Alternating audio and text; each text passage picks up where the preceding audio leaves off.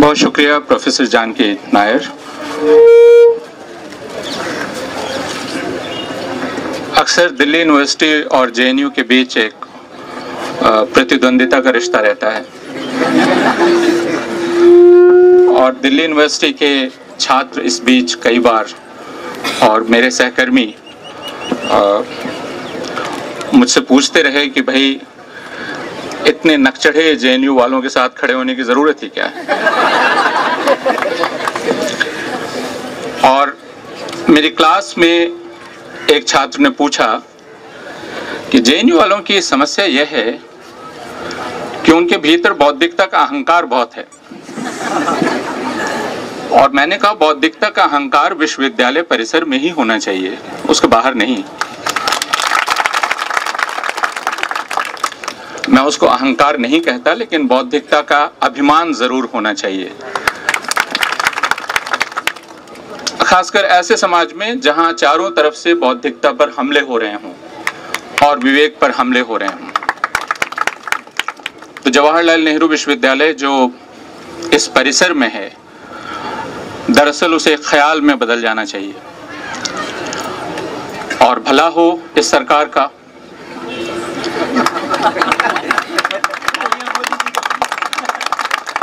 अगर हम Karl Marx को उलट कर कहें तो उसने इस भौतिक यथार्थ को एक ख्याल में तब्दील कर दिया है। और इस ख्याल की एक ताकत है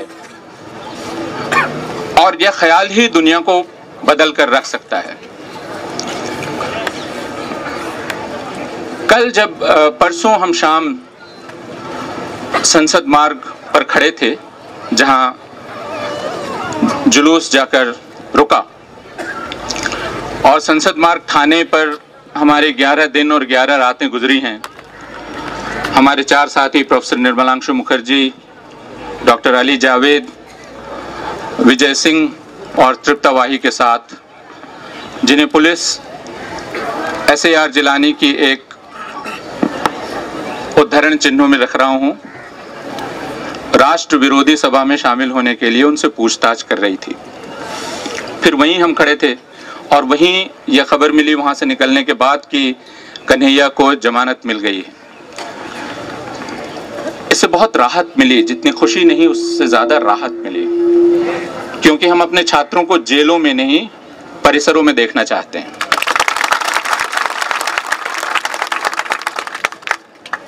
लेकिन उसके बाद जब ये पता चला कि ये जमानत नहीं अंतरिम जमानत है, तो कल शाम को हम और कुछ जजेस और कुछ लीगल करेस्पॉन्डेंट मिलकर मगजपच्ची कर रहे थे कि ये अंतरिम जमानत नाम की चीज क्या होती है। तो जज साहब ने कहा कि ये एक इनोवेशन है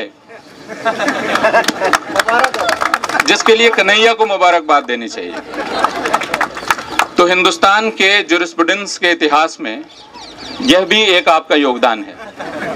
इसे भी दर्ज कीजिए, यह भी जवाहरलाल नेहरू विश्वविद्यालय का ही योगदान है, जिसमें 6 महीने के लिए अंतरिम जमानत दी गई है। और उसके बाद मुझे पता नहीं किसने जमानत ली, कौन श्योरिटी था, सुबोध मालाकार थे या कोई और था, लेकिन उन पर जिम्मा दिया गया है कि वे कन्हैया के विचारों को सही रास्ते पर रखें और आप सबके विचारों को सही रास्ते पर रखें। और कन्हैया को यह कहा गया है कि खबरदार छूत नहीं लगनी चाहिए राष्ट्र विरोधी विचारों की, है ना, क्योंकि छूत लगने पर पहले तरह तरह से बताया गया है डॉक्टरी जुबान में कि पहले कुछ जुबानी दवा दी जाती है और फिर कुछ और आगे इलाज किया जाता है। यहाँ सामने सत्या शिवरमन खड़े हैं जो एंटीबायोटिक्स के खिलाफ काम करते हैं, लेकिन जज साहिबा ने कहा है कि एंटीबायोटिक्स का इस्तेमाल करना पड़ेगा और उसके बाद शायद सर्जरी करनी पड़े। तो खासा लंबा काम उन्होंने अपने ऊपर ले लिया है। लेकिन मैं जब यहाँ आ रहा था तो मुझे कहा गया कि क्या आपने कन्हैया की स्पीच सुनी है, क्योंकि आप वहाँ बोलने जा रहे हैं, तो ख्याल रखिए कि वहाँ कन्हैया बोल चुका है। आप उस जगह बोलने जा रहे हैं जहाँ कल कन्हैया बोल चुका है, और इसलिए आप उस मेयार को ध्यान में रखकर ही बोलिएगा, यानी कसौटी आपके लिए रख दी गई है।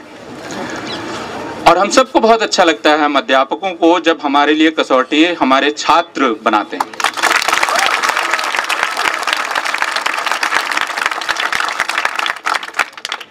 और अध्यापकों को बहुत अच्छी तरह से मालूम होता है कि वो हर रोज कक्षा में उनकी परीक्षा हो रही होती है और कक्षा के बाहर भी उनकी परीक्षा हो रही होती है। भले ही उनको सिलेक्शन कमेटी में प्रोफेसर बना दिया जाए या कुछ और बना दिया जाए, लेकिन परीक्षा उनके छात्र ले रहे होते हैं। लेकिन कल जज साहिबा का जो आदेश है जमानत का, उसको पढ़ते हुए और उस बीच में इस पूरे प्रकरण के ऊपर जो बहस हो रही थी, उसमें बार बार, और मैंने सुना कि यहां भी कुछ हमारे सहकर्मियों का ख्याल है कि विश्वविद्यालय परिसर में छात्रों को पढ़ने आना चाहिए। हम एक बहस में थे और राष्ट्रीय स्वयंसेवक संघ के एक बहुत वरिष्ठ नेता ने कहा कि students should come to campuses to learn. और मेरा ध्यान बहुत पहले 1931 के दिसंबर में प्रेमचंद के लिखे एक लेख पर चला गया। प्रेमचंद 2 कॉन्वोकेशन एड्रेसेस का जिक्र कर रहे हैं और ये कॉन्वोकेशन एड्रेसेस इलाहाबाद और लखनऊ विश्वविद्यालय के दीक्षांत समारोह में दिए गए। एक दीक्षांत भाषण सर सीवी रमन ने दिया और दूसरा दीक्षांत भाषण दार्शनिक राधाकृष्णन ने दिया।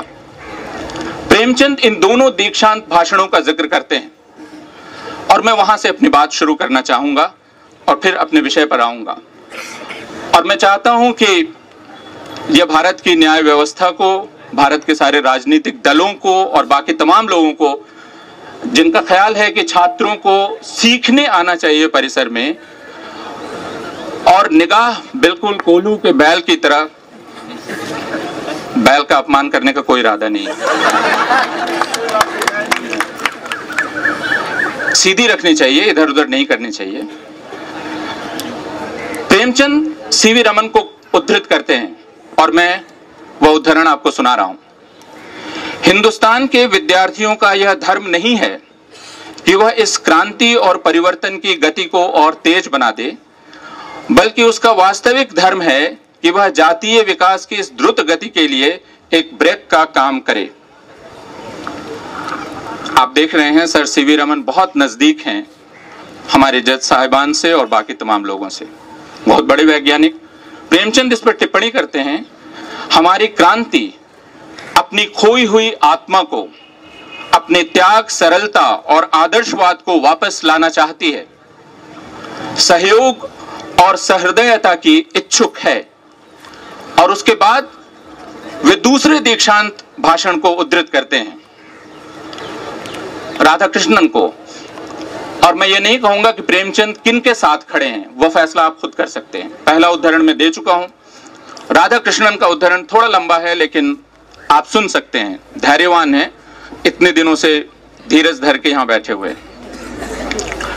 राधाकृष्णन कहते हैं, बुद्धिमान व्यक्ति का यह दावा नहीं होता कि हर एक विषय में वह कोई न कोई राय दे सकता है, न वह किसी लेखक का सार एक वाक्य और किसी संस्कृति का तत्व एक व्यंग्य में प्रकट करता है।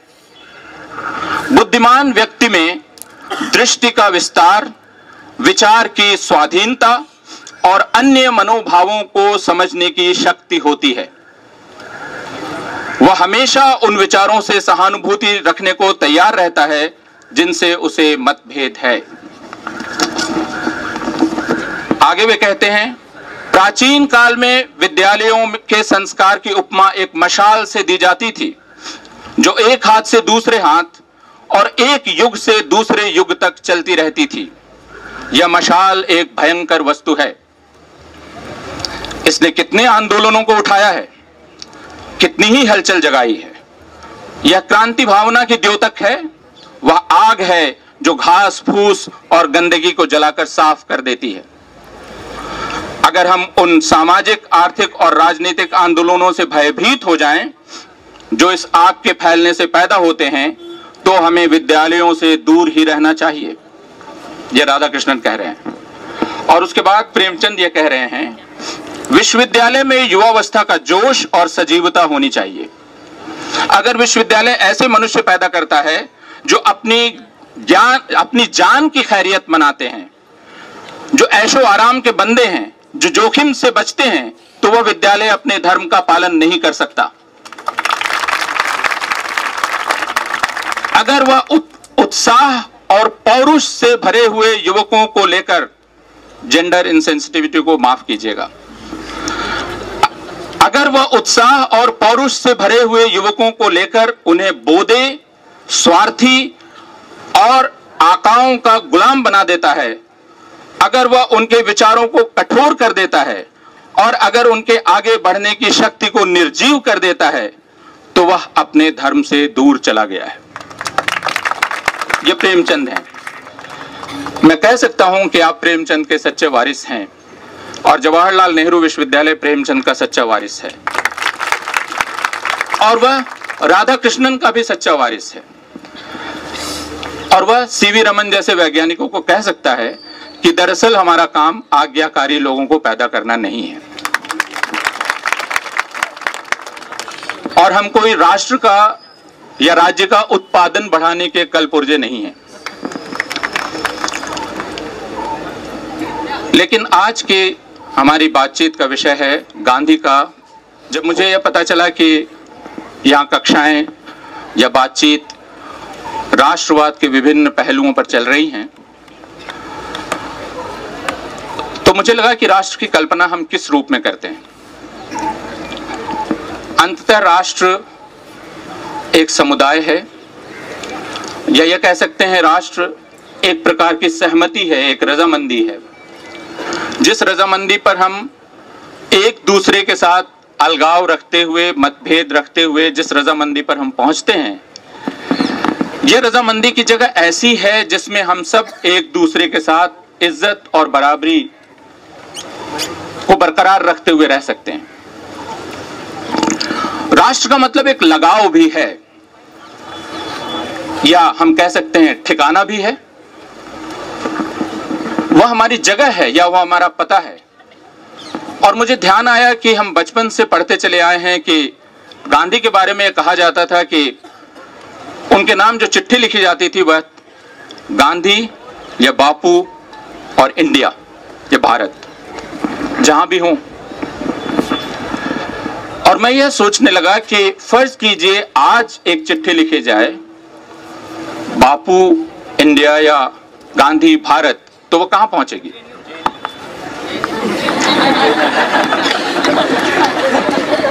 आपने डाकिए से कुछ, डाकिए की आपसे मिलीभगत है। लेकिन इस प्रश्न पर थोड़ी देर ठहर कर हम विचार कर सकते हैं कि वह चिट्ठी कहां पहुंचेगी। गांधी से हमारे मतभेद बहुत सारे हो सकते हैं, लेकिन गांधी को राष्ट्रपिता कहा जाता है। गांधी के इस योगदान को कोई अस्वीकार नहीं करता कि भारत जिस राष्ट्र की कल्पना को हमने स्वीकार किया है उसमें गांधी का काफी कुछ हिस्सा है। लेकिन वो कहां पहुंचेगी? और अगर मैं आपको दिल्ली के बीच में ले जाना चाहूं, और इत्तेफाक से वह इनकम टैक्स चौराहे के आसपास की जगह है, और यह बहुत अजीब बात है कि वो इनकम टैक्स चौराहे के आसपास की जगह है।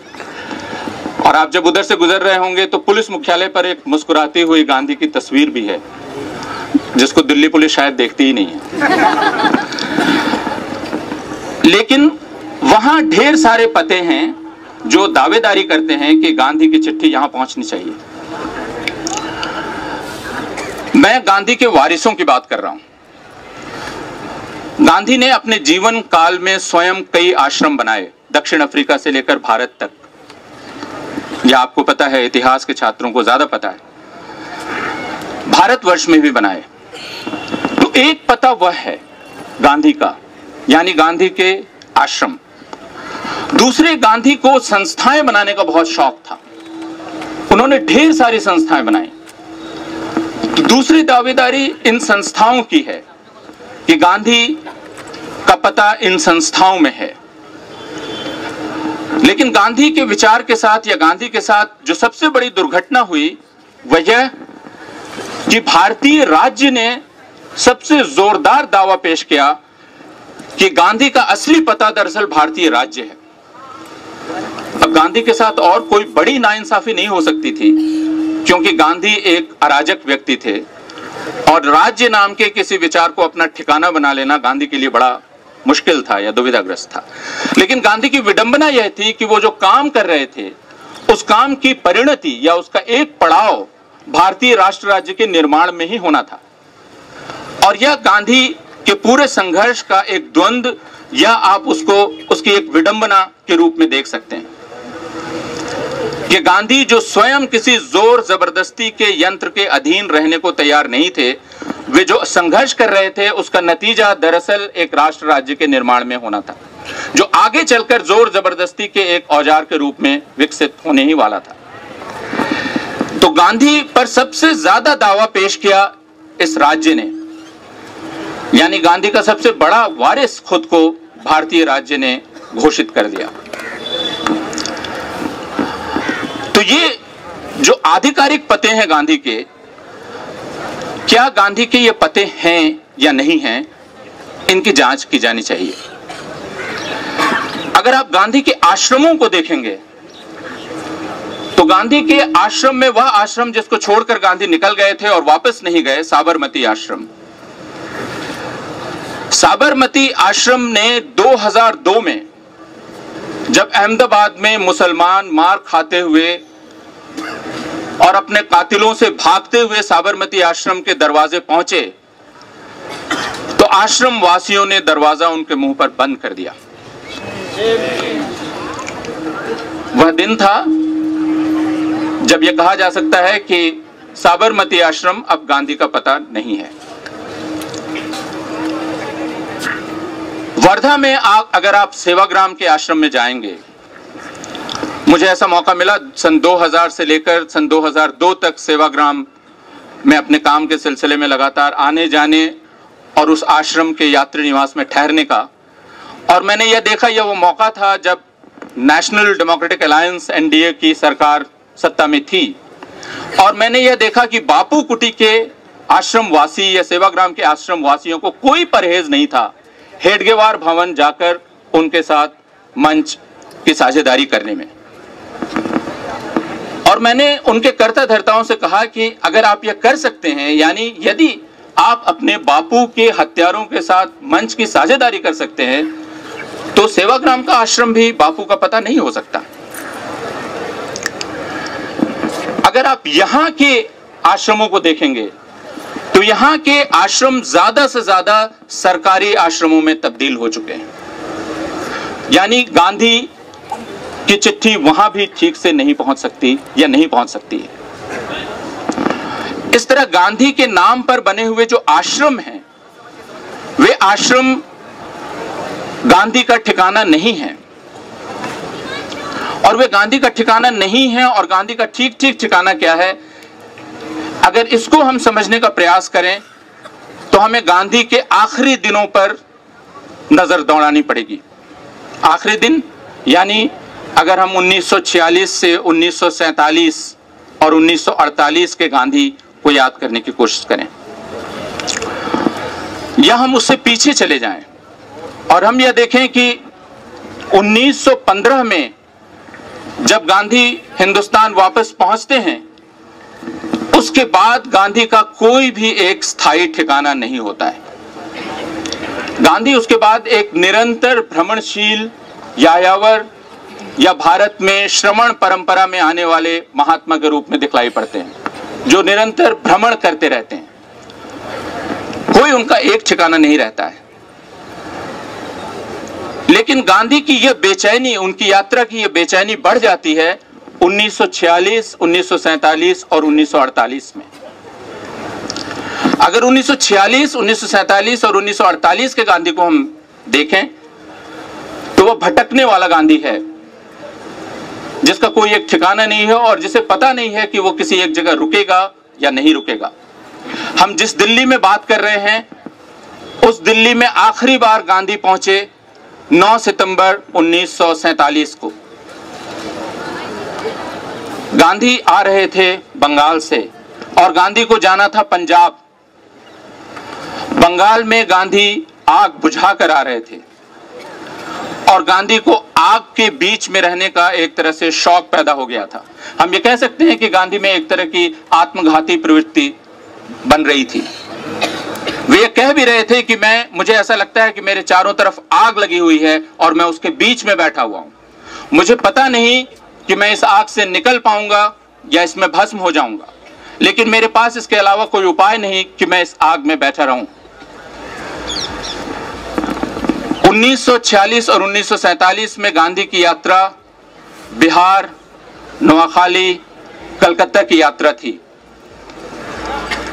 नोआखाली की यात्रा खासकर मानीखेज है, इसलिए कि नोआखाली मुस्लिम बहुल इलाका था और नोआखाली में हिंदुओं पर हमले हो रहे थे। ऐसा कहा जाता है कि हजारों हजार हिंदुओं का कत्ल हुआ था और गांधी ने यह फैसला किया कि वे नोआखाली जाएंगे। यह बहुत मुश्किल फैसला था और जब वे नोआखाली पहुंचे तो उनका स्वागत नहीं हुआ। उनके मुसलमान दोस्तों ने उन पर आरोप लगाया कि आप नोआखाली क्यों आए हैं। नोआखाली से ज्यादा बदतर घटनाएं दूसरी जगह हुई हैं और मुसलमानों पर हमले हुए हैं, आप वहां क्यों नहीं गए, आप नोआखाली क्यों आए। गांधी का उत्तर अक्सर जटिल नहीं होता था, बहुत ही निरस्त्र करने वाला उत्तर होता था जिसमें कोई सैद्धांतिक जटिलता नहीं जान पड़ती थी। लेकिन गांधी ने कहा कि मेरे लिए इससे कोई फर्क नहीं पड़ता कि हिंदू मारे जा रहे हैं और मुसलमान मारे जा रहे हैं। मेरे मन ने यह कहा कि मुझे नोआखाली जाना चाहिए और वहां रहना चाहिए। और उन्होंने यह कहा नोआखाली जाकर कि मैं आपके बुलाने से नोआखाली नहीं आया हूं और आपके कहने से भी नोआखाली से मैं नहीं जाऊंगा। मैं नोआखाली में तब तक रहूंगा जब तक मुझे इसका यकीन न हो जाए कि यहां अल्पसंख्यक हिंदू बहुसंख्यक मुसलमानों के साथ रह सकते हैं। नोआखाली की यात्रा का विवरण पढ़ने लायक है क्योंकि उसमें गांधी ने लगभग अपने आप को असुरक्षित कर लिया था। और गांधी को लेकर एक भ्रम यह है, चूंकि उन्हें महात्मा कहा जाता है, तो हमारे दिमाग में तस्वीर यह है कि गांधी की स्वीकृति चारों तरफ थी, जबकि गांधी के जीवन को अगर ध्यान से देखा जाए तो ऐसा शख्स बहुत कम है जिसका विरोध इतना ज्यादा हुआ हो। और नोआखाली में भी गांधी का सफर, जो पांव पैदल और नावों पर होने वाला सफर था, यह सफर विरोध के बिना नहीं था। गांधी पर ईंट फेंकी गई, गांधी पर कांच फेंके गए, गांधी के रास्ते में पैखाना फेंका गया और गांधी ने उसका जवाब यह दिया कि अगर आप यह करते हैं तो मैं इस कांच से भरी हुई जमीन पर पैदल चलने के लिए तैयार हूं, बिना चप्पल के, बिना खड़ाओं के। और गांधी एक घर से दूसरे घर और मुसलमान के घर रहते हुए गांधी ने लंबा वक्त नोआखाली में गुजारा। फिर कलकत्ता में आग लगी, आना होगा और रहना होगा और यह आग बुझानी होगी। आप एसएच सोहरावर्दी को याद करें, जिन पर यह आरोप था कि उन्होंने सीधी कार्रवाई का आदेश दिया था जिसमें हजारों हिंदू कत्ल हुए थे कलकत्ता में। गांधी कलकत्ता गए और उस पूरे विवरण को यदि आप पढ़ें तो गांधी पर जो हमले हुए कलकत्ता में, उन हमलों के बीच में गांधी ने कलकत्ता में एक घर को अपना ठिकाना बनाया। वह हिंदू का घर नहीं था और वहां उन्होंने उपवास किया। और गांधी ने स्वयं उसके बारे में लिखा है कि मैं सोया हुआ था और मुझे अचानक बाहर से शोर की आवाज सुनाई पड़ी, बहुत ज्यादा शोर, और फिर खिड़कियां तोड़ने की आवाज सुनाई पड़ी। और फिर मैं जाकर, पहले मैं आंख बंद करके पड़ा रहा और फिर मैं जाकर खड़ा हुआ। हमलावर भीड़ बाहर थी। सोहरावर्दी, वहां के हिंदुओं की, क्रुद्ध हिंदुओं का आरोप यह था कि सोहरावर्दी ने हिंदुओं का कत्ल करवाया है। गांधी ने सोहरावर्दी से पूछा कि क्या आप इस हत्याकांड में अपने हाथ को स्वीकार करते हैं, और सोहरावर्दी ने कहा कि हां, मैं स्वीकार करता हूं। और गांधी ने कहा कि इससे बड़ी कोई आत्मस्वीकृति नहीं हो सकती कि जब कोई खुलेआम अपनी गलती कबूल कर रहा हो। और मैं यह कह सकता हूं, और मैं सोहरावर्दी को कहना चाहता हूं कि आज उस पुराने सोहरावर्दी की मौत होती है और एक नए सोहरावर्दी का जन्म होता है। और फिर गांधी और सोहरावर्दी मिलकर कलकत्ते में शांति कायम करते हैं। वह एक अत्यंत भावुक कर देने वाला क्षण है जो गांधी फिल्म ने जिस क्षण को अमर कर दिया है, जिसमें गांधी के चरणों पर आकर लोग हथियार डालते हैं। यह कोई फिल्मी बात नहीं थी, यह सच्ची बात थी, यह होता है। और वह घटना भी होती है जो गांधी फिल्म में है, जिसमें एक व्यक्ति बहुत तमतमा कर गांधी से पूछता है, उन्होंने मेरे बच्चे को कत्ल कर दिया। और गांधी कहते हैं, इसका बदला एक ही तरह से लिया जा सकता है, तुम ठीक उसी उम्र के एक मुसलमान लड़के को जो यतीम हो चुका हो गोद लो और उसे बतौर मुसलमान पाल पोस कर बड़ा करो।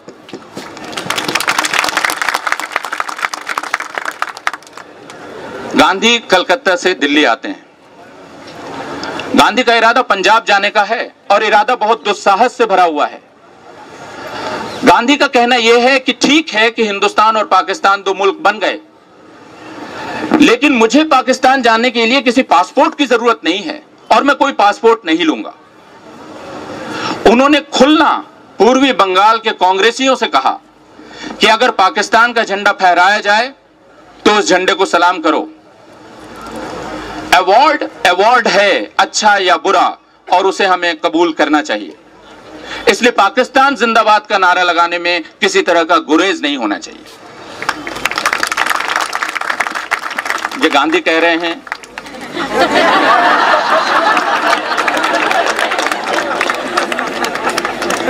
कन्हैया के कहने पे मैं नहीं कह रहा हूं।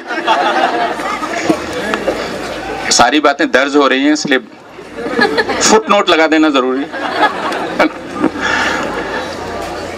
उन्होंने कहा कि पाकिस्तान जिंदाबाद का नारा लगाने में कोई हर्ज नहीं होना चाहिए।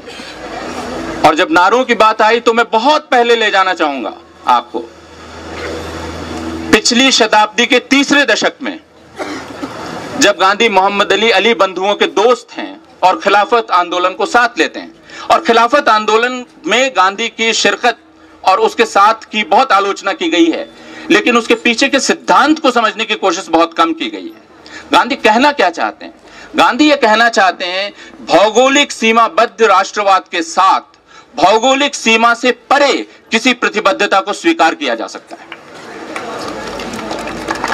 यह प्रतिबद्धता उम्मा के प्रति हो सकती है, यह प्रतिबद्धता अंतरराष्ट्रीय मजदूर आंदोलन के प्रति भी हो सकती है। यानी भौगोलिक सीमाबद्ध राष्ट्रवाद किसी व्यक्ति की सीमा नहीं हो सकता। यह गांधी खिलाफत आंदोलन के जरिए बताने की कोशिश कर रहे थे, जिसको यह समझा गया कि गांधी दरअसल धर्म का घालमेल कर रहे हैं।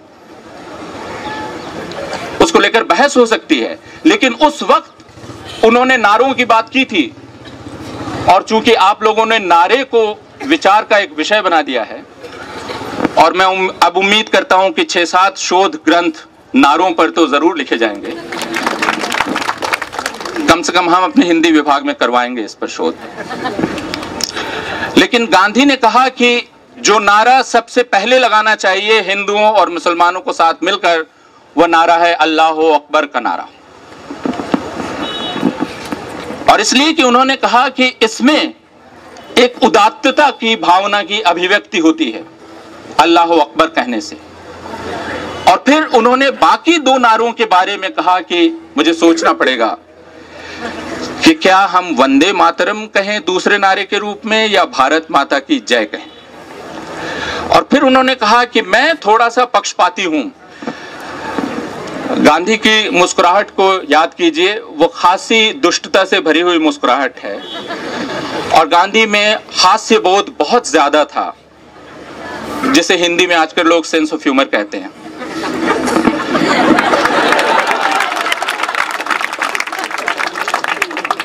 तो गांधी ने कहा कि मैं इन दो नारों के बीच चुनाव करना चाहता हूं, वंदे मातरम और भारत माता की जय, लेकिन मेरा बंगाल के प्रति पक्षपात कुछ ज्यादा है, इसलिए मैं वंदे मातरम को रखना चाहता हूं दूसरे नारे के रूप में। और तीसरा नारा क्या हो? तीसरे नारे के रूप में वो कहते हैं हिंदू मुसलमान की जय। ये 3 नारे वे प्रस्तावित कर रहे हैं, अल्लाह अकबर, वंदे मातरम और हिंदू मुसलमान की जय। वंदे मातरम को लेकर लंबी बहस है और उसमें मैं नहीं जाना चाहूंगा। गांधी भी उस पर बहस करते हैं और वो बहस आगे चलती है, लेकिन यहां वे इन 3 की बात कर रहे हैं। और मैंने कहा कि वो पहला नारा कहते हैं अल्लाह अकबर। इस नारे में उन्हें कोई संकीर्णता नहीं दिखलाई पड़ती है, इस नारे में उन्हें एक फैलाव दिखलाई पड़ता है, इस नारे में उन्हें एक उदात्तता दिखलाई पड़ती है। और यह नारा भी ध्यान रखिए, राष्ट्रवादी नारा नहीं है, यह राष्ट्र की सीमा से परे जाने वाला नारा है। तो गांधी जब यहां पहुंचते हैं बंगाल से दिल्ली और वो शाहदरा के स्टेशन पर उतरते हैं, तो उनका स्वागत, उस वक्त स्वागत नाम का शब्द नहीं चलता था, क्योंकि उस वक्त स्वागत करने का समय नहीं था, लेकिन उनको लेने आए हैं वल्लभ भाई पटेल, सरदार। और गांधी कहते हैं, बाद में गांधी अपने एक मित्र को खत लिखते हैं कि मैं जब ट्रेन से उतरा तो मेरी सरदार से मुलाकात हुई और सरदार के चेहरे पर मुर्दनी छाई हुई थी। यह वो सरदार नहीं थे जिन्हें मैं जानता था, पुरमजाक, खुशदिल और हमेशा चुटकुले सुनाने वाला सरदार। यह गम से भरा हुआ सरदार था और यह वह दिल्ली नहीं थी जिसे मैं जानता था। यह दिल्ली जैसे श्मशान हो गई थी। सरदार ने कहा कि दिल्ली के हालात बहुत खराब हैं और ऐसा लगता है कि यह हमारे संभाले नहीं संभलेगी और आपको यहां रुकना होगा। गांधी ने पंजाब जाने का इरादा मुलतवी किया। गांधी का इरादा यह था, और मैंने कहा कि यह बहुत दुस्साहस से भरा हुआ इरादा था, कि वे जो हिंदू और सिख अपने अपने घरों, अपनी अपनी जमीन को छोड़कर नए बने हुए मुल्क पाकिस्तान से हिंदुस्तान चले आए हैं, उन्हें वे लेकर वापस जाएं और वहां जो मुसलमान चले गए हैं उन्हें वापस लेकर वो हिंदुस्तान आए। खासा दुस्साहस था। लेकिन गांधी जब ऐसा कर रहे थे तो मुझे जो शब्द याद आया जो राष्ट्र के बरक्स रखा जा सकता है, और 2 शब्द हैं, एक है वतन और दूसरा है देश। और यह शब्द 4 दिन पहले मुझे फिर याद आया, जब आपकी इस पूरी जद्दोजहद के बीच आपके परिसर के एक बहुत अजीज, जिन्होंने आपके परिसर में एक नाट्य दल की स्थापना की, बहुरूप नाट्य दल, शाहिद अनवर, लगभग उतने ही दिनों तक वो लड़े, जिंदगी और मौत के बीच झूलते रहे जितने दिनों तक आपकी लड़ाई चल रही थी, और आखिरकार उनके सांस की डोर टूट गई। और सवाल यह हुआ कि शाहिद अनवर को दफन कहां किया जाएगा। दिल्ली उनकी जगह थी, एक तरह से कर्मभूमि थी, लेकिन शाहिद अनवर की मां सासाराम में है, गया के करीब, और उनके भाई और उनके रिश्तेदारों का ख्याल था कि शाहिद अनवर का वतन या उनका देश सासाराम है। और उस वक्त और गांधी के इस अभियान को देखकर मैं सोच रहा था कि गांधी दरअसल कह क्या रहे थे। गांधी राष्ट्र के बरक्स देश, तालव्य शौ से नहीं, दंत्य शौ से देश, देश और वतन, इन 2 की कल्पना रख रहे थे। उनका कहना यह था कि आबादियों का तबादला एक नकली चीज है और मैं इसको कबूल नहीं कर सकता। इंसान अपनी मिट्टी से जुड़ा हुआ होता है और उसको उखाड़ कर किसी दूसरी जगह नकली ढंग से स्थापित नहीं किया जा सकता। यह काम अक्सर तानाशाहों ने किया है, यह काम स्टालिन ने भी किया, यह काम दूसरी जगहों में भी, दूसरे मुल्कों में भी हुआ, जहां आबादियों को बदलकर एक जगह से दूसरी जगह डालकर एक नए राष्ट्र की भावना का निर्माण किया गया। लेकिन गांधी राष्ट्र की इस भावना से लड़ रहे थे और उसके सामने वो एक स्थानीयता की धारणा प्रस्तुत कर रहे थे, वतन और देश की। इंसान को वो एक ऑर्गेनिक वस्तु के रूप में प्रस्तुत कर रहे थे, एक जीवित ऑर्गेनिक चीज जो सिर्फ किसी सैद्धांतिक विचार से बंधी हुई नहीं होती है। यह सच है कि इंसान सफर करता है, यह सच है कि इंसान अपनी हद से पार जाता है, लेकिन यह भी सच है कि इंसान लगभग वैसा ही जीव है जिसके जड़ें होती हैं और जिसके पंख होते हैं, जो उड़ना भी चाहता है लेकिन जो जुड़ना भी चाहता है। और इसलिए गांधी का अभियान पंजाब जाने का था, जहां वे उन लोगों के बीच रह सकें जिन्होंने सबसे ज्यादा जुल्म और अपमान झेला है। लेकिन गांधी दिल्ली में थे और गांधी ने एक खत लिखा अपने मित्र को, और उसका सार मैं आपके सामने प्रस्तुत कर रहा हूं। उन्होंने लिखा कि मैं ये देख रहा हूं कि मैं ऐसी दिल्ली में शर्म आती है, और इसलिए मुझे इस दिल्ली में रहना ही होगा, क्योंकि अगर ये दिल्ली हाथ से निकल गई, और ये उनके शब्द हैं, अगर दिल्ली हाथ से निकल गई तो हिंदुस्तान हाथ से निकल गया समझो, और अगर हिंदुस्तान हाथ से निकल गया तो दुनिया के लिए कोई आशा नहीं बचती है। ये गांधी क्यों कह रहे थे? ये कोई हिंदुस्तान के प्रति मिथ्या गौरव की भावना से वो नहीं कह रहे थे। ये वे इसलिए कह रहे थे कि गांधी और उनके सहयोगियों ने हिंदुस्तान की जिस कल्पना को सामने रखा था वह एक नई कल्पना थी। उस कल्पना में एक दुस्साहस था, हालांकि उसकी प्रतिद्वंदिता ठीक बगल की एक दूसरी कल्पना से थी जो मोहम्मद अली जिन्ना पेश कर रहे थे। गांधी का द्वंद्व मोहम्मद अली जिन्ना से, और ध्यान रखिए नेहरू का द्वंद्व मोहम्मद अली जिन्ना से इसलिए नहीं था, जैसा बहुत दिनों तक वामपंथी भी सोचते रहे और दूसरे लोग भी सोचते रहे और आज तक प्रचारित किया जाता है कि गांधी को नेहरू को सत्ता की हवस थी, वो जल्दी से प्रधानमंत्री होना चाहते थे। जी नहीं। और इसलिए जो लोग नेहरू और गांधी पर मुस्लिम परस्त होने का आरोप लगाते हैं, वे उस इतिहास और उस बहस को भी देखें। उनकी पहली बहस मोहम्मद अली जिन्ना से हो रही है, और यह बहस चलती है जिसमें वे मोहम्मद अली जिन्ना कि जिस सिद्धांत को चुनौती दे रहे हैं, वो सिद्धांत यह है कि मुसलमान का प्रतिनिधित्व सिर्फ मुसलमान ही कर सकता है। यह कोई राजनीतिक जमीन पकड़ने की कोशिश नहीं थी, यह दरअसल एक बुनियादी इंसानी उसूल को स्थापित करने की कोशिश थी। मैं अपनी हद से बाहर जा सकता हूं, मैं नए रिश्ते बना सकता हूं और मैं अपनी नई पहचान बना सकता हूं। मैं अपनी दी हुई पुरानी पहचान का कैदी नहीं हूं और न मैं उससे बंधा हुआ हूं। इसलिए जिस नए भारतीय राष्ट्र की कल्पना पेश की गई, जिसे समझ में आने वाले शब्द का इस्तेमाल अगर हम कहें तो सेक्युलर भारत कहते हैं, इस सेक्युलर भारत के बारे में गांधी, और देखिए इसे आप फ्राइडियन स्लिप कहेंगे लेकिन मेरे जुबान से बार बार नेहरू शब्द निकल रहा है। गांधी और नेहरू इन दोनों की प्रतिबद्धता इस विचार से थी, वह सेक्युलर भारत कैसा भारत होगा, और इसे 1947 में 9 सितंबर से दिल्ली में रहते हुए, दिल्ली की शरणार्थी बस्तियों में जाते हुए, दिल्ली की अपनी प्रार्थना सभाओं के वक्तव्यों में गांधी ने बहुत स्पष्ट किया। गांधी ने कहा, इस सेक्युलर भारत का मतलब यह है कि यहां आबादी में हिंदू भले ही ज्यादा हों, लेकिन हिंदू मुसलमानों के सरपरस्त नहीं होंगे। अक्सर हिंदुओं की सदिच्छा की अपील करते हुए कहा जाता है कि हिंदुओं को मुसलमानों का ख्याल रखना चाहिए, उन्हें बड़े भाइयों की तरह पेश आना चाहिए। गांधी कहते हैं नहीं, बड़ा भाई और छोटा भाई का कोई रिश्ता नहीं होगा। संख्या में आप भले ही ज्यादा हों, लेकिन आप सरपरस्त नहीं हैं, ना आप बड़े भाई हैं। आप दोनों एक सतह पर खड़े हैं। आप दोनों के शहरी हक, आप दोनों के नागरिक अधिकार और आप दोनों के इंसानी हक बराबर हैं।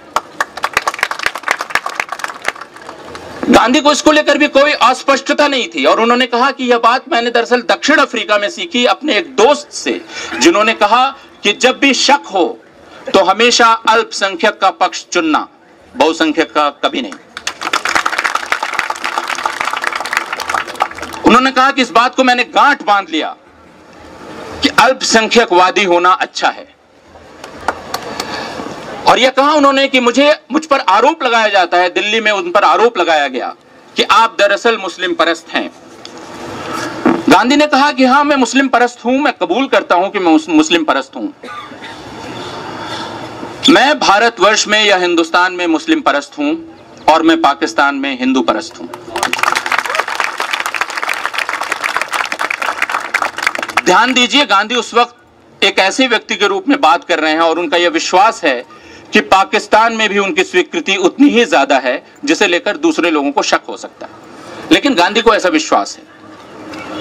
वे कह रहे हैं कि मोहम्मद अली जिन्ना भी ये कह रहे हैं कि हिंदुओं के साथ नाइंसाफी नहीं होनी चाहिए। हालांकि मोहम्मद अली जिन्ना के साथ दिक्कत यह हुई, जो गांधी के उस सिद्धांत को अगर हम याद कर लें, जिसका हम बहुत ज्यादा मजाक उड़ाया करते थे कि साध्य पवित्र हो, उसको हासिल करने के लिए साधन भी पवित्र होने चाहिए।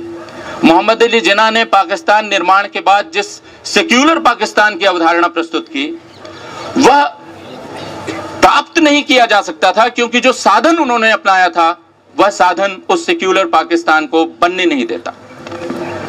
इसलिए साधन और साध्य के बीच एकता या अभेदता या दोनों की पवित्रता की वकालत जो गांधी करते थे, उसे न मानने की विडंबना आप जिन्ना के साथ देख सकते हैं। जिन्ना अंततः एक आधुनिक व्यक्ति थे। उन्होंने राजनीतिक गोलबंदी के लिए एक सिद्धांत अपनाया जिसमें शायद उनकी आधुनिकता विश्वास नहीं करती थी, लेकिन जब उससे अलग रास्ता उन्होंने लेने की कोशिश की तो उनके साधन ने ही उनको खींचकर नीचे डुबा दिया। गांधी उसके ठीक उल्टा प्रस्ताव कर रहे थे, और इसलिए जब वे दिल्ली में थे 1947-48 की दिल्ली में, और उस दिल्ली की आप सिर्फ कल्पना कर सकते हैं, जामा मस्जिद, पुराना किला और ऐसी तमाम जगहें मुसलमानों से भरी हुई थी। मुस्लिम बस्तियों पर हमले हो रहे थे। दिल्ली और दिल्ली के आसपास के इलाके हिंदू और सिख शरणार्थियों से भरे हुए थे। ये शरणार्थी नए बने पाकिस्तान से लुट पिट कर आए थे। औरतों का अपहरण हुआ था, बलात्कार हुआ था, धर्म परिवर्तन हुआ था, जबरन निकाह हुआ था। अपमान, क्षोभ और गुस्से से भरे हुए हिंदू और सिख दिल्ली की सड़कों पर घूम रहे थे, और वे इस बात से अंदर से जल रहे थे कि एक तरफ हमें अपने वतन से निकाल दिया गया, हम दर बदर भटक रहे हैं, और यहां मुसलमान काबिज बैठे हैं। और मुसलमानों पर हमले शुरू हुए और वे इन जगहों पर शरण लेने को बाध्य हुए। और गांधी ने कहा, कनॉट प्लेस की मस्जिद में मूर्ति रख दी गई है और कनॉट प्लेस की मस्जिद पर झंडा फहरा दिया गया है। मेहरौली की ख्वाजा चिश्ती के दरगाह पर कब्जा कर लिया गया है और वहां से खादिमों को भगा दिया गया है। मैं यह कहना चाहता हूं कि अगर यह मस्जिद खाली नहीं की गई और यह दरगाह खाली नहीं की गई तो यह हिंदुओं के लिए ही अपमान की बात है। लेकिन इसका जो जवाब गांधी को मिला वह था गांधी मुर्दाबाद। बूढ़े को मर जाने दो, मरता है तो मरने दो, ये नारे गांधी को रोज रोज सुनने पड़ते थे। इसलिए गांधी के बारे में यह ख्याल हम दिमाग से निकाल दें कि गांधी की पूजा होती थी इस देश में।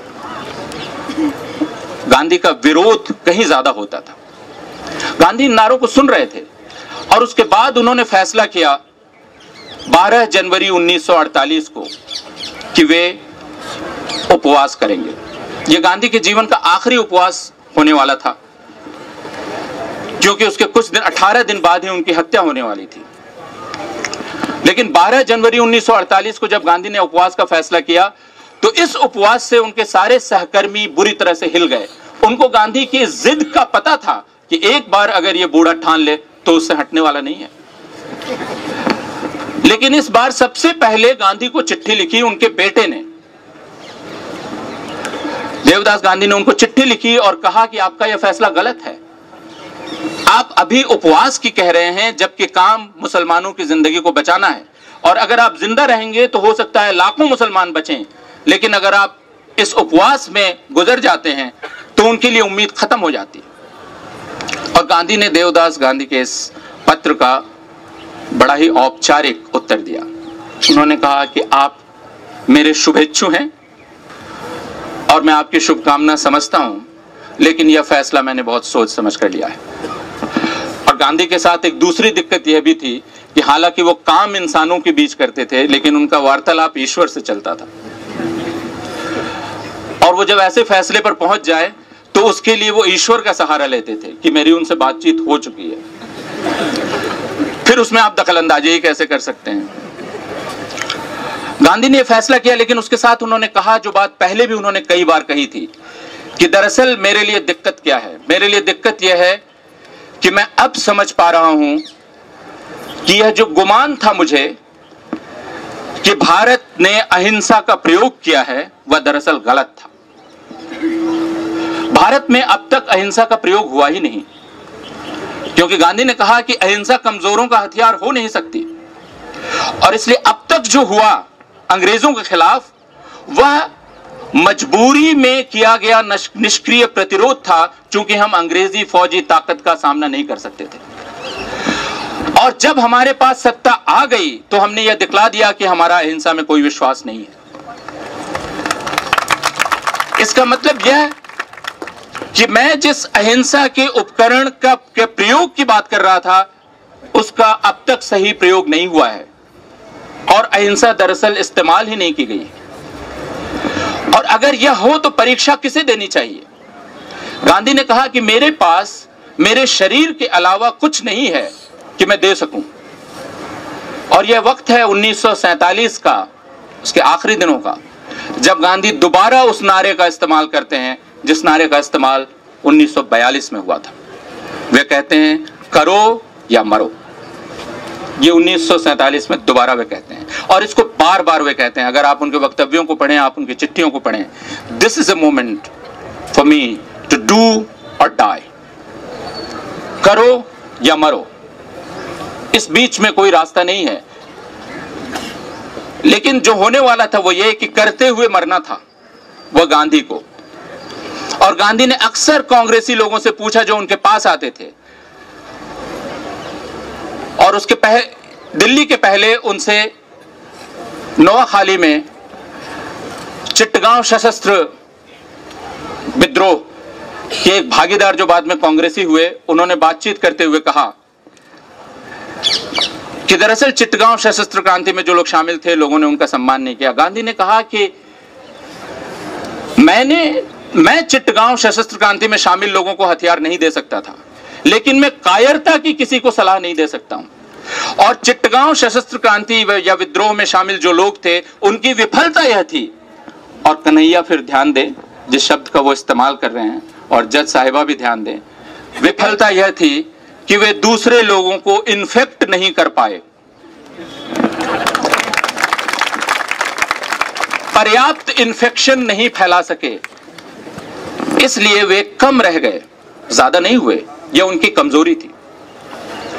और गांधी का जो अहिंसा का चुनाव था और हिंसा का विरोध था, उसके पीछे एक बहुत बड़ा कारण यह था, और इस पर मैं कोई बहुत लंबी बात नहीं करना चाहता हूं, लेकिन ठहर कर इस पर ध्यान देने के लिए कह रहा हूं, क्योंकि हम अक्सर हिंसा और अहिंसा पर बहुत सरल ढंग से विचार करते हैं। गांधी एक बहुत ही चतुर राजनेता थे, बहुत ही चतुर और ईमानदार। गांधी ने हिंद स्वराज किताब लिखी।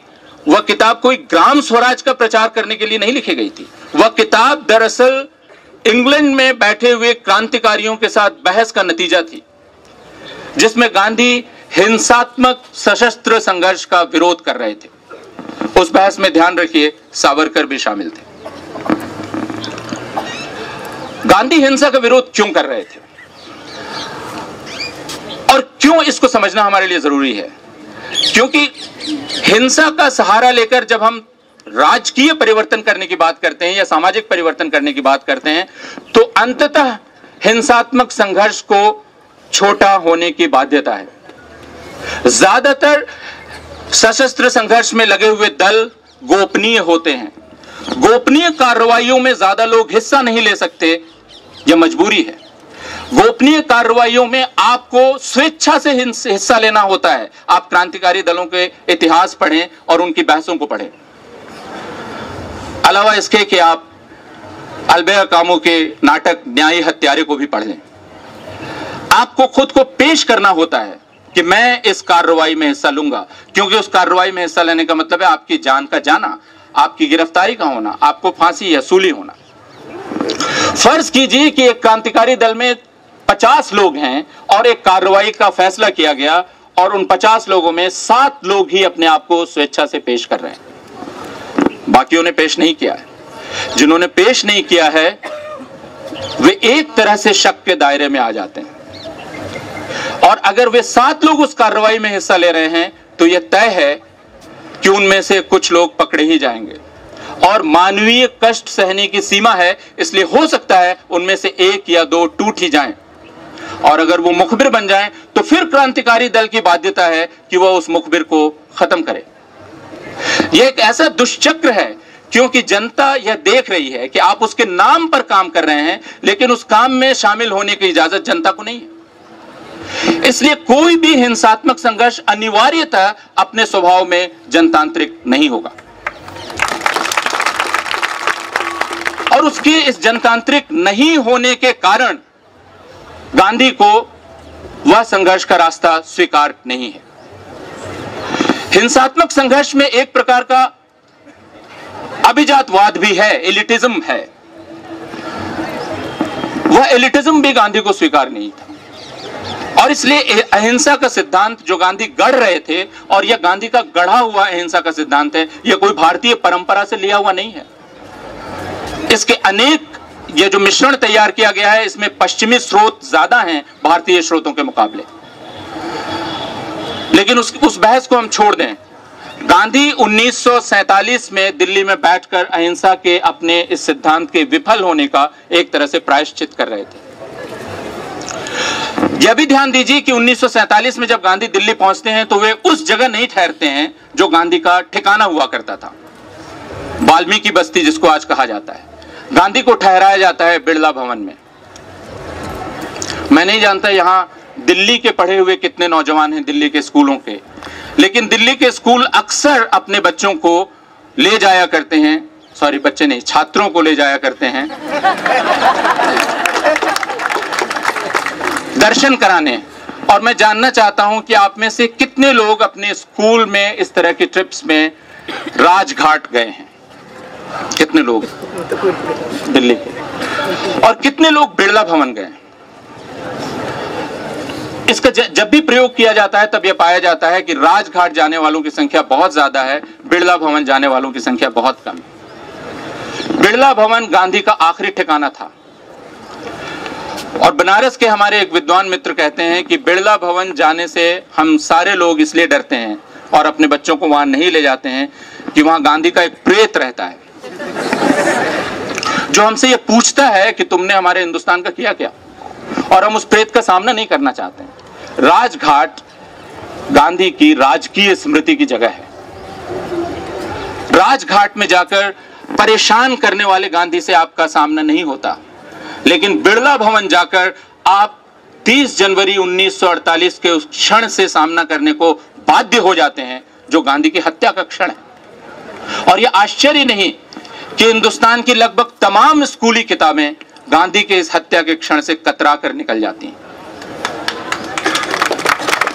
वे गांधी के जीवन के बारे में तो बात करती हैं, और हमारे दिल्ली विश्वविद्यालय में 2 साल पहले माइंड, बॉडी और हार्ट को जोड़ने के लिए एक कार्यक्रम लागू किया गया, जिसमें सबसे सही व्यक्ति या सबसे सही जो गोंद, एडेसिव, ये तीनों अलग जाके पड़ गए हैं, माइंड, बॉडी और हार्ट। तो जो सबसे अच्छी गोंद मिली वह गांधी था।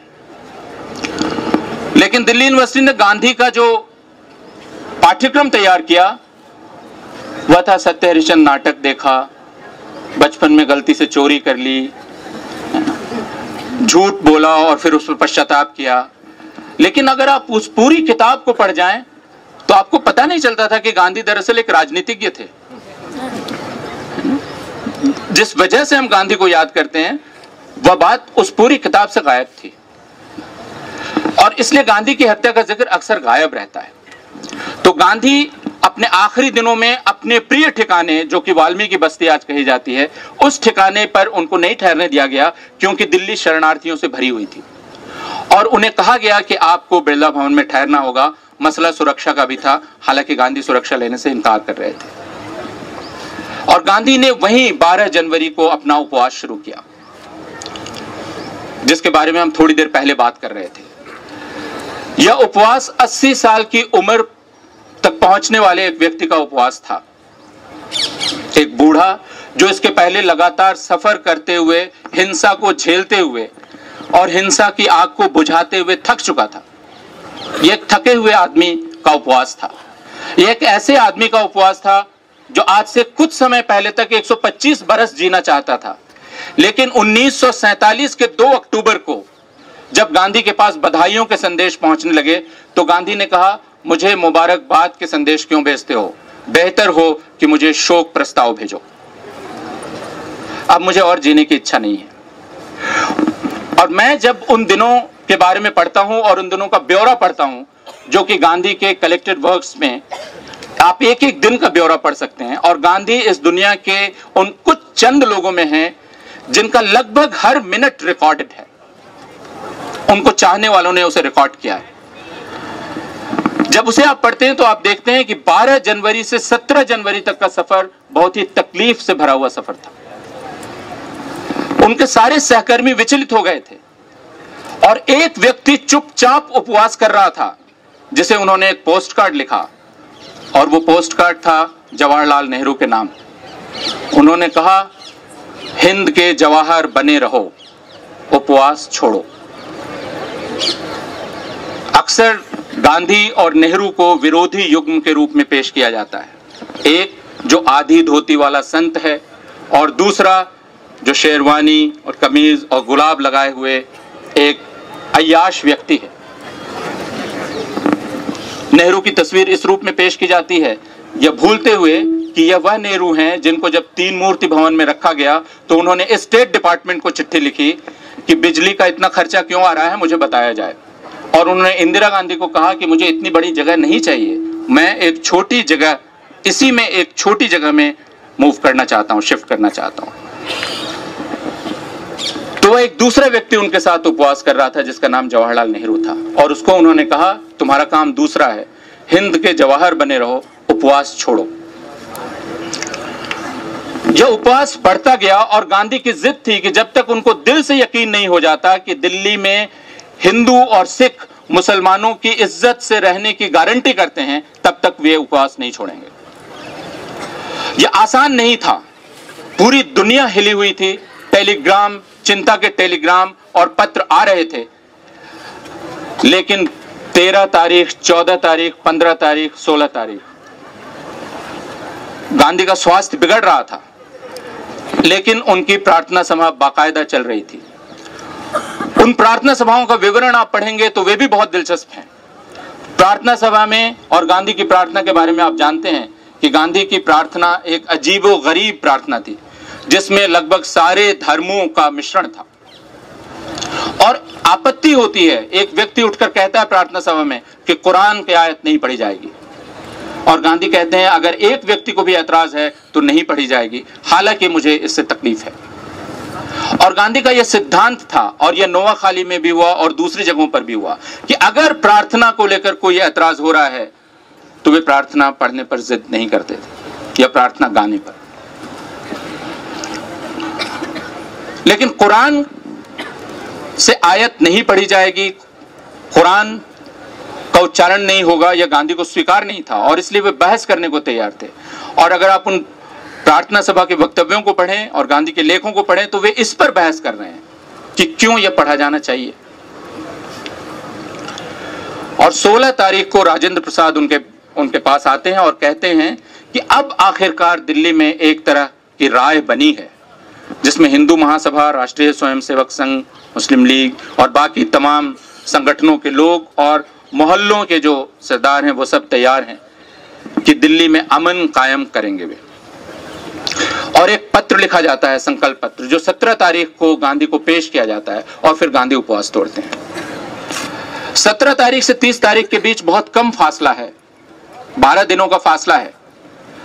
मैं इसको इस रूप में देखता हूं कि गांधी को यह अच्छी तरह से पता था, क्योंकि 1 साल पहले वो वायसरॉय को कह चुके थे कि यह होना ही है, कि हो सकता है कि मैं इसमें मार डाला जाऊं।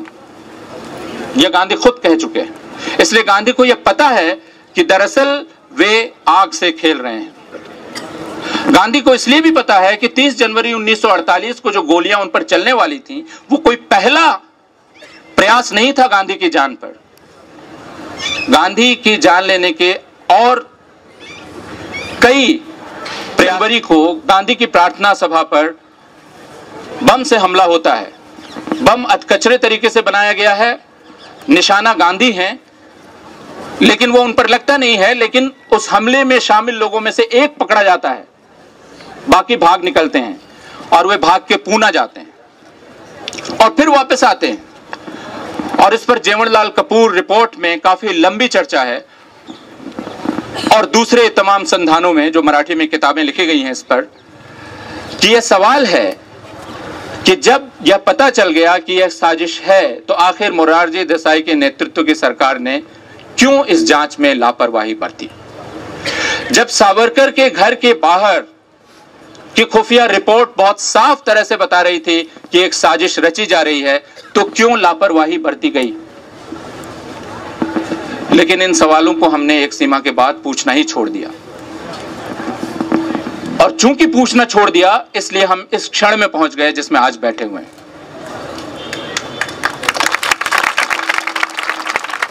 हमने उस हत्या का पूरा जवाब नहीं लिया।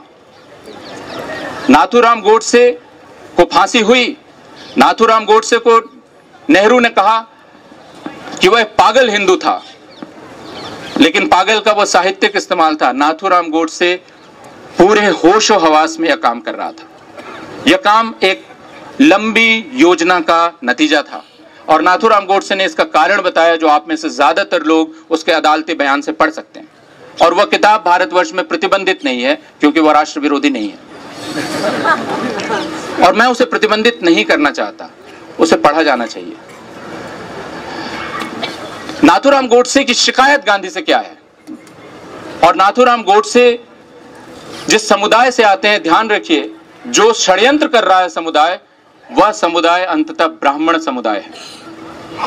और इसलिए मुझे यूरोप की नाटककार हेलेन सिक्सू का वह वक्तव्य बहुत ठीक लगता है जो वे गांधी के बारे में कहती हैं कि भारत के बारे में दरअसल यह गलतफहमी है कि भारत में गांधी के प्रति बहुत श्रद्धा है। यह गलतफहमी है। दरअसल भारत में गांधी को लेकर नफरत बहुत ज्यादा है, और इस नफरत ने ही गांधी की जान ली।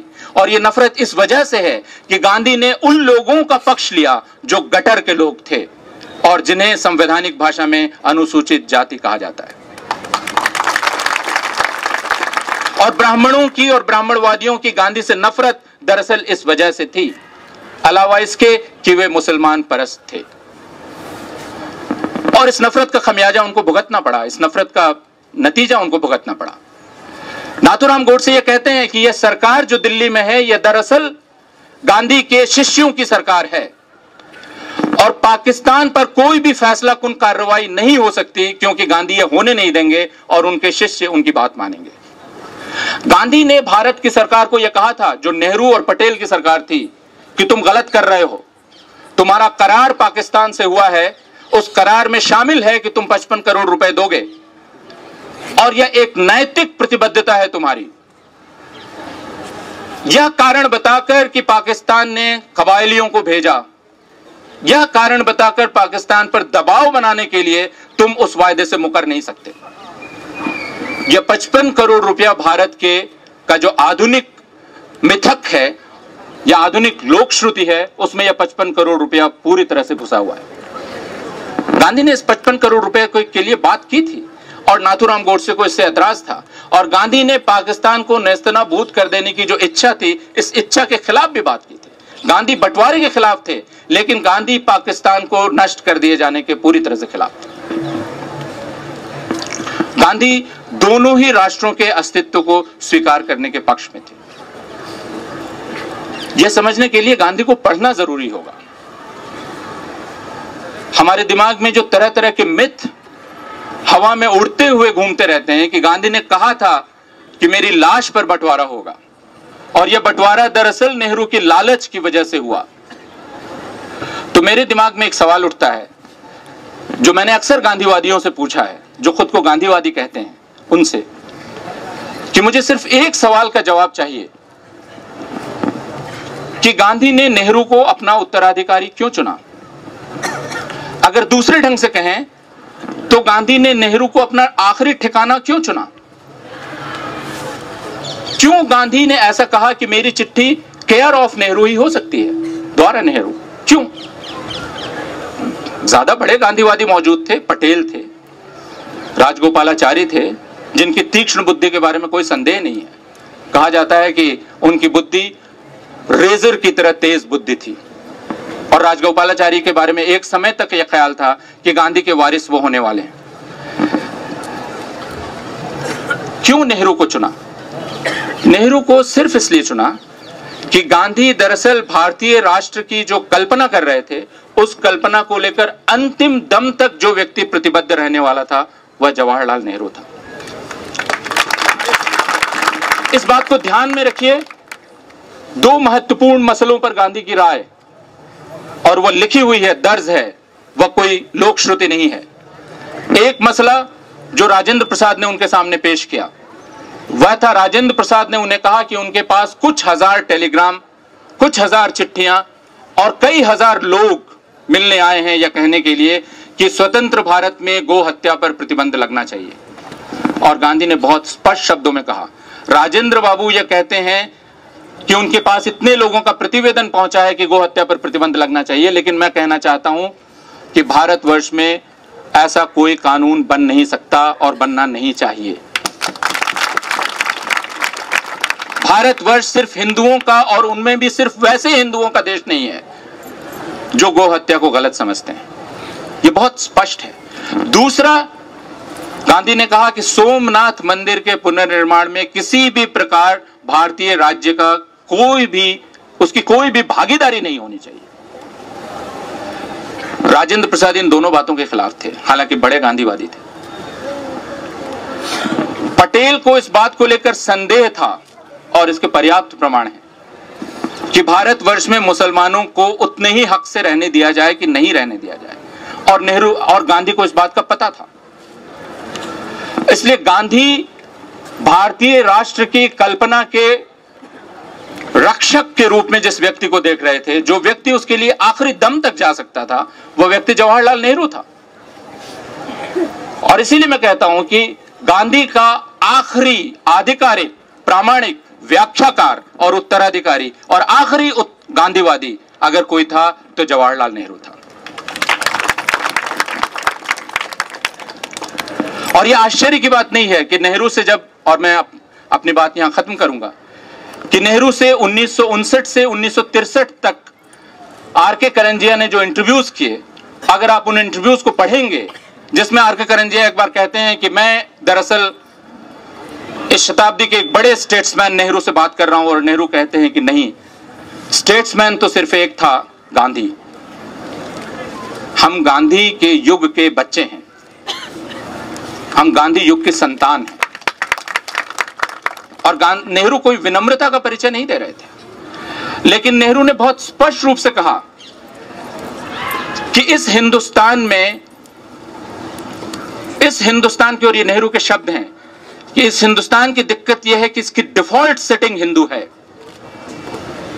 और इसलिए हमें सब प्रयास, कोशिश करके सेक्युलर होना होगा।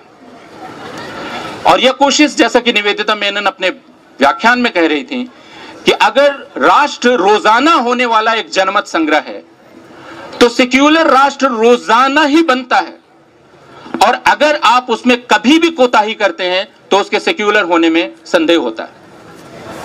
वह कार्रवाई रोजाना की जा रही है या नहीं की जा रही है। करंजिया ने कहा कि अगर भारतवर्ष एक सेक्युलर देश है और समाजवादी देश है तो आपको राष्ट्रीय स्वयंसेवक संघ जैसे संगठन पर प्रतिबंध लगाना चाहिए। और नेहरू ने कहा कि नहीं, मैं प्रतिबंधों के विरुद्ध हूं, किसी भी विचार पर प्रतिबंध के मैं खिलाफ हूं। आप जब विचारों पर पाबंदी लगाते हैं तो वे जमींदोज हो जाते हैं और फिर वे एक दूसरे तरीके से भड़क कर निकलते हैं। इसलिए जनतंत्र को, विचारों को आजादी देनी चाहिए, और हम में भी यह कुव्वत होनी चाहिए कि हम किसी भी विचार का, वो भयंकर से भयंकर क्यों ना हो, हम विचार से ही सामना करें। अपने विचार की ताकत की आजमाइश हम सत्ता की ताकत का सहारा लेकर ना करें, क्योंकि वह एक तरह से विचार का असर्शन होगा। सवाल यह है कि क्या हम लोगों को अपने विचार से रजामंद कर सकते हैं कि नहीं। दुर्भाग्य दुर्भाग्य से नेहरू के बाद इस विचार में उतनी प्रतिबद्धता के साथ विश्वास करने वालों की धीरे धीरे कमी होती गई और इसलिए धर्मनिरपेक्षता का यह विचार भी संदिग्ध विचार बन गया। बौद्धिक हलके में धर्मनिरपेक्षता के इस विचार को एक आधुनिक विचार कह के लांछित किया गया और कहा गया कि भारत और दक्षिण एशिया जैसे पारंपरिक समाजों में धर्मनिरपेक्षता का विचार चल नहीं सकता। इस विचार के पैरोकार एक बड़े विद्वान ने यह कहा कि धर्मनिरपेक्षता इसलिए अप्रासंगिक है कि यह जनता से जुड़ नहीं सकती। और यह मुझे बहुत बौद्धिक रूप से या मेथड के लिहाज से बहुत ही समस्याग्रस्त लगा, क्योंकि इसका मतलब है मार्क्स का विचार भी अनुपयोगी हो जाएगा, क्योंकि जनता उसको समझ नहीं सकती और क्योंकि सेक्युलरिज्म इस शब्द को जनता समझ नहीं सकती, इसलिए जनता के लिए अप्रासंगिक हो जाएगा। गांधी जो कर रहे थे वह एक बहुत ही जटिल और मुश्किल प्रयोग था, जिसको जनता को समझना मुश्किल था। हिंसा को समझना आसान है, देशभक्ति को समझना आसान है। जैसे हम साहित्य में कहते हैं, हमारे रामचंद्र शुक्ल ने कहा और मुक्तिबोध ने भी कहा, दो प्रकार की भावनाएं होती हैं, सरल भावनाएं और जटिल भावनाएं। देशभक्ति एक सरल भावना है। क्या हम इस सरल भावना का पालन करना चाहते हैं या एक जटिल भावना की तरफ आगे बढ़ना चाहते हैं? विश्वविद्यालयों का काम सरलता से जटिलता की तरफ बढ़ना है और इसलिए 2016 में जब मैं गांधी के ठिकाने की खोज कर रहा था तो मुझे लगा कि अगर कोई चिट्ठी लिखी जाए तो जैसा शुरू में आपने कहा, उस चिट्ठी को जवाहरलाल नेहरू विश्वविद्यालय ही पहुंचना चाहिए।